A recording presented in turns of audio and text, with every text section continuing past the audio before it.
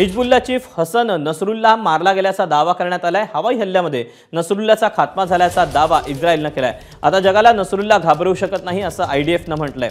Update जाणून घेऊयात, सोमेश कोलगे आपल्या सोबत आहे। सोमेश, जर नसरुल्लाहचा खात्मा झाला असेल तर ही किती मोठी घडामोड असू शकते आंतरराष्ट्रीय स्तरावर?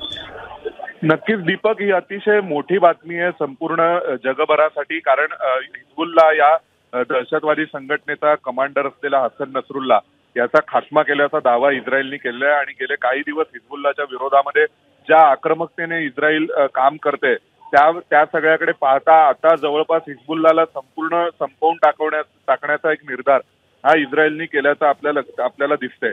नसरुल्लाह हा 1992 साली हिजबुल्लाचा प्रमुख झाला होता। त्याच्यापूर्वीचा जो हिजबुल्लाचा प्रमुख होता त्याला देखील इस्रायलनीच मारून टाकलं होतं। आणि इस्रायलकडून झालेल्या मृत्यूनंतर एक नवा जो नेतृत्व नेता हिजबुल्लाला मिळाला होता तो हसन नसरुल्लाह, जो त्यावेळी इराणमध्ये अभ्यासासाठी गेला होता धार्मिक विषयांच्या ग्रंथांच्या, पण त्या 1992 साली तो पुन्हा आला परत लेबनॉनमध्ये आणि त्यांनी हिजबुल्लाचं नेतृत्व करायला सुरुवात केली।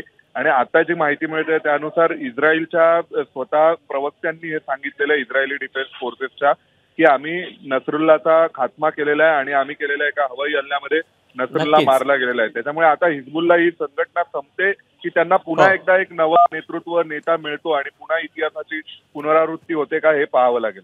दीपक, सोमेश, धन्यवाद दिलेल्या सविस्तर माहितीबद्दल। एबीपी माझा, उघडा डोळे बघा नीट।